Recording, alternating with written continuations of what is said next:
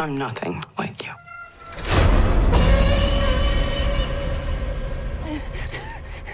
Oh, come on. Don't be like that.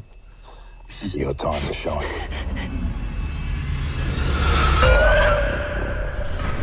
Hey, welcome to another episode of the Critics Collective. I'm the Dad Panther along with Mayte, and today we're going to talk about dangerous humans. No, I'm joking. Dangerous animals. It feels like that in today's time. It's us. It's not the animals. It's not the earth. They were fine before we got here, it seems. Dangerous Animals came out 2025. It's rated R, running time of a little bit over an hour and 30 minutes. So, my sweet spot seems to be a thriller, seems to be a horror. But before Mayte gets into the high and lows, because I did not watch this movie, and then we rated, and the rumor is we have a new graphics for the rating. This is what IMDB says.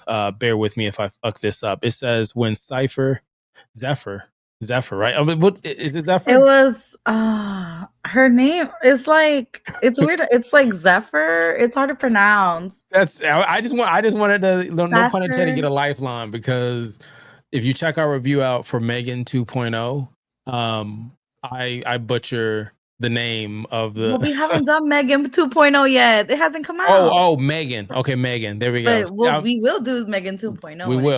We will. So check out that review. Hit the subscribe button, smash, all that, but all that stuff. When Zephyr, a savvy and free-spirited surfer, is abducted by a shark-obsessed serial killer, that is a lot right there, and held captive on his boat, she must figure out how to escape before he carries out his ritualistic feeding to the sharks below. Oh, hell no. All right, well, They gave too much away. See, there you go. See, like they could have just kept it more simpler, but so what'd you think? What was your highs and lows on this one? So I feel like throughout the movie I had a lot of mixed emotions, but not in a bad way. I feel like when you get a good thriller movie, you're gonna get that roller coaster of emotions. Like, oh my God, are they gonna be okay? Are they not gonna be okay? And I feel like this was a brand new take. I feel like we get serial killer movies and we also get shark movies, but we don't get the two. So this is a very brand new take. Maybe there's a reason for that. Honestly, I feel like my lows. I feel like analyzing the movie after watching it, there's some stuff that I'm like, I feel like maybe were like kind of little plot holes. I knew it was to advance the plot, but I feel like if you're thinking in realistic terms, and I feel like I'm channeling Manny right now. There are certain things I'm like that. If you're in this situation and you're doing this is gonna happen, right? But I feel like it didn't. So it's like, I don't want to spoil anything. But there's just certain things that you would probably expect it to go a different way. But I feel like maybe because of the villains, like the shark guy, I feel like because of his personality, it kind of plays into why you have these little. It kind of makes sense why you have these loopholes, because serial killers are very calculated. Like they will make sure everything is done to the T. They have their way. Like it's a routine. It's a ritual for them. But I feel like this is like a little unhinged serial killer. So like you get a lot of stuff that you're like, okay, like it's a serial killer. I mean, it's set in Australia. So if you want to think of a crazy Australian man as a serial killer, that's what you're getting. So it was pretty cool. It wasn't anything bad. I really enjoyed it. I feel like in the beginning, there was a part where it probably could have been a little picked up a little bit more. In the beginning, I was like, what does this matter? But then it mattered in the end. So I feel like the highs, the lows were, I feel like it could have been, some of the things could have been a little bit more realistic into like, okay, maybe are people missing, even though they might be tourists or even if whoever they are, people are going to come looking for them. You got a point there, yeah. So that was just one thing. Oh, the birds.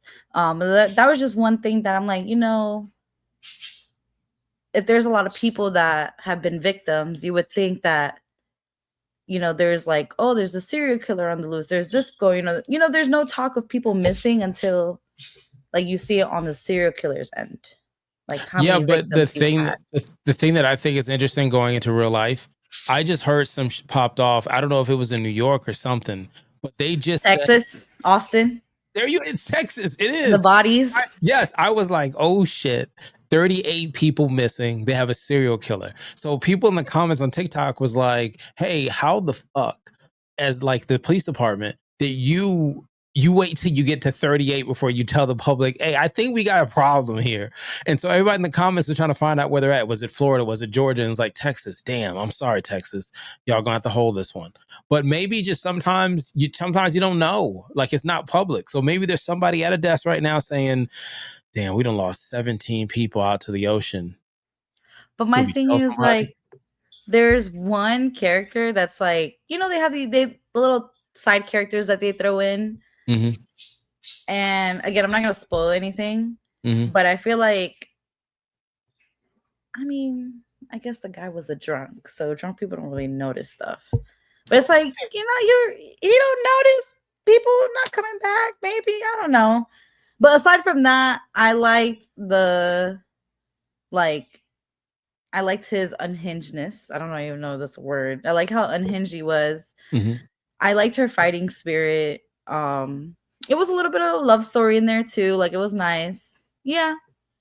I'll tell you afterwards if you ever want to watch it.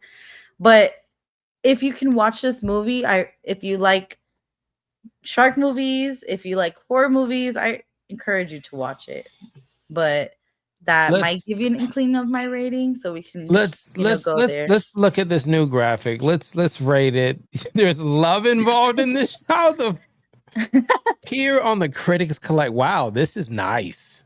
The other one was nice too, but this man, Lingo, this is nice, girl. This is nice.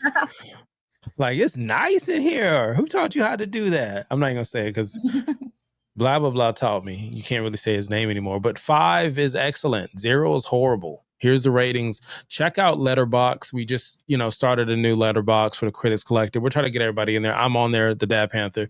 And let's try to rate. Let me see what your rating is for this movie.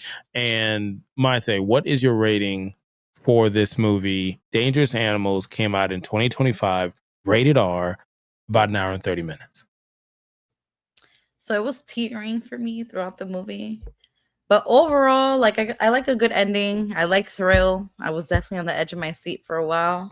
So I'm going to give it a 4. Okay. So you heard it here. She gave it a 4. I don't know what syndrome is happening on that boat where there's love in this movie.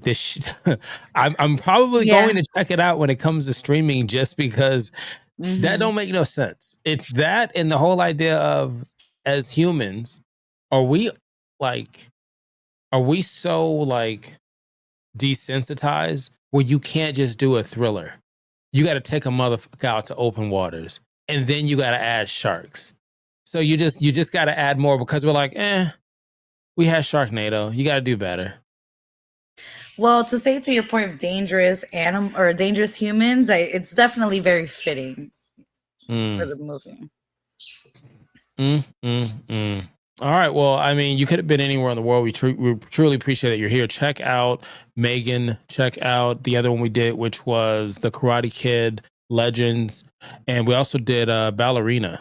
Yes, Ballerina. The long-winded John Wick title as the... Yeah, so go check those reviews out. Those are currently out, and we got more on the way. Again, you could have been anywhere in the world and you chose to be here. We greatly appreciate that. Until next time, click-a-lick-a-loud.